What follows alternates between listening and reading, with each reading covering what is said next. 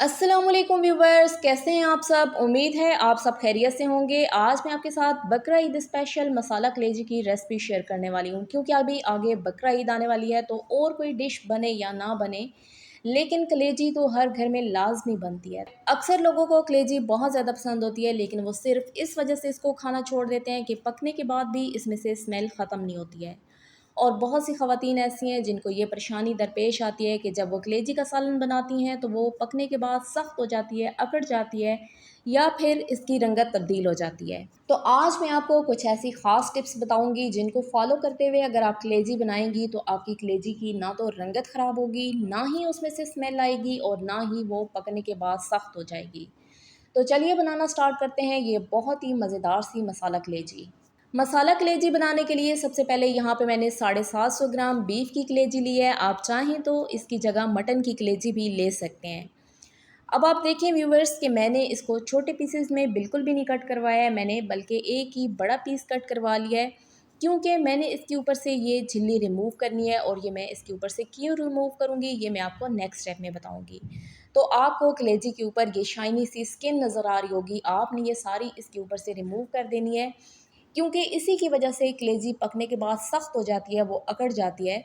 तो सबसे पहले आपने इस झिल्ली को रिमूव कर देना है। तो अगर आप कलेजी को छोटे पीसेस में कटवाएंगे तो उससे झिल्ली रिमूव करना थोड़ा मुश्किल और मेहनत तलब काम होता है। तो इस तरीके से जब एक ही बड़ा पीस होगा तो झिल्ली इस पे से आसानी से उतर जाएगी। तो अब आपने छुरी की नोक की मदद से इस तरीके से इसके ऊपर से ये थोड़ी सी झिल्ली उतार लेनी है, और उसके बाद आपने इसको पकड़ के खींच लेना है। ये बहुत ही आसानी के साथ इसके ऊपर से उतर जाएगी। देखने में आपको ये बहुत मुश्किल काम लग रहा होगा, लेकिन ये बहुत ही आसान काम है और बहुत ही जल्दी हो जाता है। तो मैं कलेजी की दोनों साइडों से ये झिल्ली रिमूव कर लेती हूँ। तो देखिए व्यूवर्स, कलेजी के दोनों साइडों से मैंने झिल्ली को रिमूव कर लिया और ये बहुत ही आसानी के साथ उतर गई है। अब हम इसकी कटिंग कर लेते हैं। तो जैसे पीसेस आपको पसंद हो, बड़े या छोटे, आप अपनी पसंद के मुताबिक काट सकते हैं, लेकिन मैं आपको यही रिकमेंड करूँगी कि आप मीडियम साइज़ के पीसेस काटें, ताकि मसाला उनमें अच्छे से जज़्ब हो जाए और वो बहुत ही मज़ेदार मसाला कलेजी बन के तैयार हो। कलेजी की कटिंग करने के बाद अब मैं आपको बताऊंगी कि आपने किस तरीके से उसकी स्मेल को दूर करना है। तो उसके लिए आपने एक बड़े बोल में काफ़ी सारा पानी ले लेना है, जिसमें कलेजी अच्छे तरीके से डूब जाए। और उसके बाद यहाँ पे मैं इसमें 3 खाने के चम्मच सिरके के शामिल कर दूंगी। मेरे पास 750 ग्राम कलेजी है, तो मैं इसमें 3 खाने के चम्मच सिरके के शामिल कर देती हूँ। और उसके बाद इसमें मैं ये सारी कटी हुई कलेजी शामिल कर देती हूँ, क्योंकि कलेजी के अंदर खून की छोटी छोटी नालियाँ होती हैं और इसके अंदर खून जमा होता है। तो इस तरीके से अगर आप इसको आधे घंटे के लिए भिगो के रख देंगे तो इसके अंदर जितना भी ब्लड होगा वो सारा इसमें से रिमूव हो जाएगा। तो यही वजह होती है कि जब इसमें से ब्लड रिमूव नहीं होता है तो पकने के बाद ये जब ब्लड छोड़ती है तो इसकी रंगत भी ख़राब हो जाती है और इसमें से स्मेल भी आती है। तो इस तरीके से अगर आप कलेजी को वॉश करेंगे तो इसके अंदर जितना भी ब्लड होगा वो भी निकल जाएगा, इसकी स्मेल भी दूर हो जाएगी और इसकी रंगत भी बिल्कुल ख़राब नहीं होगी। आधे घंटे के लिए मैंने कलेजी को रख दिया था ताकि इसमें से ब्लड वगैरह सारा निकल जाए। तो अब हम इसको अच्छे तरीके से वॉश कर लेते हैं। तो देखिए व्यूवर्स, कलेजी को मैंने अच्छे तरीके से धो लिया है। अब आपने इसको स्ट्रेनर में ही रहने देना है ताकि इसमें से जितना भी पानी और एक्स्ट्रा ब्लड वगैरह हो वो सारा अच्छे तरीके से निकल जाए। अब हम चलते हैं नेक्स्ट स्टेप की तरफ। अब हम कलेजी का मसाला तैयार कर लेते हैं। तो उसके लिए यहाँ पे मैंने एक पैन लिया है और इसमें मैं 3/4 कप कुकिंग ऑयल का शामिल कर देती हूँ। इसके साथ ही यहाँ पे मैंने 3 अदद दरमियाने साइज़ की प्याज ली थी और इनको मैंने बिल्कुल बारीक काट लिया है, ये भी मैं इसमें शामिल कर देती हूँ। अब 4 से 5 मिनट के लिए आपने मीडियम फ्लेम पे प्याज़ों को अच्छे तरीके से फ्राई करना है ताकि इन पे बहुत ही अच्छा सा गोल्डन कलर आ जाए।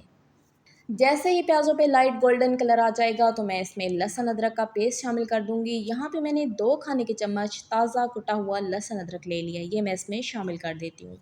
अब 2 से 3 मिनट के लिए आपने लहसुन अदरक को भी अच्छे तरीके से फ्राई करना है ताकि इसका कच्चापन ख़त्म हो जाए और इसकी बहुत ही अच्छी सी खुशबू आने लग जाए। जब लहसुन अदरक अच्छे तरीके से फ्राई हो जाएगा और इसकी बहुत ही अच्छी सी खुशबू आने लग जाएगी तो मैं इसमें टमाटर शामिल कर दूंगी। यहाँ पे मैंने 4 अदद बड़े साइज़ के टमाटर लिए थे और इनको मैंने छोटा छोटा काट लिया है, क्योंकि ये मसाला कलेजी है तो इसमें टमाटरों का इस्तेमाल थोड़ा ज़्यादा ही होता है, क्योंकि इससे सालन बहुत ही ग्रेवी वाला बनता है और बहुत ही मज़े का लगता है। साथ ही मैं इसमें सारे मसाले भी शामिल कर देती हूँ। तो यहाँ पे मैंने हाफ़ टी स्पून ज़ीरा पाउडर लिया है, हाफ़ टी स्पून धनिया पाउडर और हाफ़ टी स्पून मैंने कुटी हुई लाल मिर्च ले लिया है, ये मैं इसमें शामिल कर देती हूँ। और इसके बाद यहाँ पे मैंने हाफ़ टी स्पून पिसी हुई लाल मिर्च ले ली है, हाफ़ टी स्पून ही मैंने हल्दी का भी लिया है, ये भी मैं इसमें शामिल कर देती हूँ। तो देखिए व्यूअर्स, अभी मैंने इसमें नमक शामिल नहीं किया है, क्योंकि अभी अगर हम इसमें नमक शामिल कर देंगे तो कलेजी सख्त हो जाएगी। तो बाद में जब कलेजी अच्छी तरीके से गल जाएगी फिर हम इसमें नमक शामिल कर देंगे। अब ये सारे मसाले शामिल करने के बाद आपने इसको अच्छे से मिक्स करना है और बहुत ही अच्छे तरीके से आपने सारे मसालों को भून लेना है जब तक कि इसके ऊपर तेल ना आ जाए। मसाले को भूनते हुए मैं इसमें थोड़ा थोड़ा पानी भी शामिल कर दूंगी ताकि मसालों की भुनाई अच्छे तरीके से हो जाए और वो नीचे भी ना लगे। 6 से 7 मिनट के लिए मैंने मसाले की अच्छे तरीके से भुनाई कर लिया, ऑयल भी सेपरेट हो चुका है और प्याज टमाटर भी 90% गल चुके हैं। अब मैं इसके अंदर ये धुली हुई कलेजी शामिल कर देती हूँ। अब यहाँ पे एक बात जानना आपके लिए बेहद ज़रूरी है। अक्सर लोग ये गलती करते हैं कि जब वो इसमें कलेजी शामिल करते हैं तो साथ ही इसको भूनना शुरू कर देते हैं। तो आपने इसको भूनना बिल्कुल भी नहीं है, क्योंकि अगर आप इसको इस स्टेज पे भूनेंगे तो ये कलेजी पकने के बाद सख्त हो जाती है, अकड़ जाती है। पहले आपने इसको गला लेना है और जब ये अच्छी तरीके से गल जाएगी फिर हम इसको भून लेंगे। तो अब मैं इसमें 2 ग्लास पानी शामिल करके इसे कवर कर देती हूँ। फ्लेम को आपने बिल्कुल लो कर देना है और 30 मिनट के बाद हम इसको चेक कर लेंगे और आपको मैं चेक करवा दूँगी कि कलेजी किस हद तक गल चुकी है। 30 मिनट्स हो चुके हैं लो फ्लेम पे कलेजी को पकते हुए। अब हम इसको निकाल के चेक कर लेते हैं कि ये किस हद तक गल चुकी है।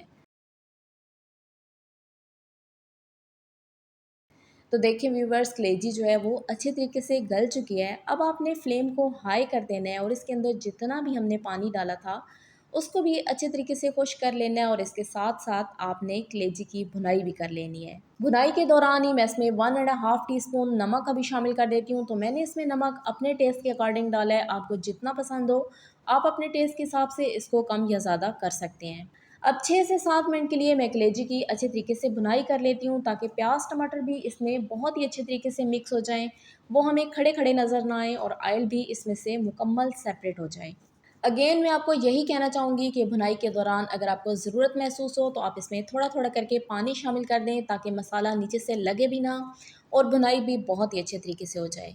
10 मिनट के लिए मैंने कलेजी की अच्छे तरीके से भुनाई कर लिया है, प्याज टमाटर भी इसमें अच्छे से मिक्स हो चुके हैं और ऑयल भी मुकम्मल तौर पे सेपरेट हो चुका है। अब मैं इसमें हाफ़ टी स्पून गरम मसाला पाउडर और हाफ़ टी स्पून मैं इसमें कसूरी मेथी का शामिल कर देती हूँ। तो ये दोनों चीज़ें शामिल करने से इसके टेस्ट और फ्लेवर में इजाफ़ा हो जाएगा।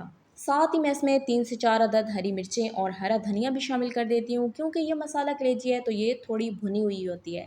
लेकिन फिर भी अगर आपको ज़रा ज़्यादा ग्रेवी पसंद हो तो आप इसमें हाफ़ कप पानी शामिल कर दें और 5 से 6 मिनट के लिए मैं इसे कवर करके दम पे छोड़ देती हूँ। उसके बाद ये हमारी बहुत ही मज़ेदार सी मसाला कलेजी बन के तैयार हो जाएगी। 2 से 3 मिनट दम पे रखने के बाद ये हमारी बहुत ही मज़ेदार सी मसाला कलेजी बन के तैयार हो चुकी है। बहुत ही अच्छी इसकी खुशबू आ रही है। अभी हम इसको डिश आउट कर लेते हैं। अगर आपको मेरी ये कलेजी की रेसिपी अच्छी लगी हो तो वीडियो को लाइक और शेयर ज़रूर करें। मेरे चैनल पे नए हैं तो चैनल को सब्सक्राइब करना मत भूलिएगा। आपकी सपोर्ट मेरे लिए बेहद कीमती है। तो देखिए व्यूवर्स, कलेजी को मैंने डिश आउट कर लिया है। माशाल्लाह से बहुत ही मज़ेदार मक्खन मलाई की तरह नरम हमारी ये कलेजी बन के तैयार हो चुकी है।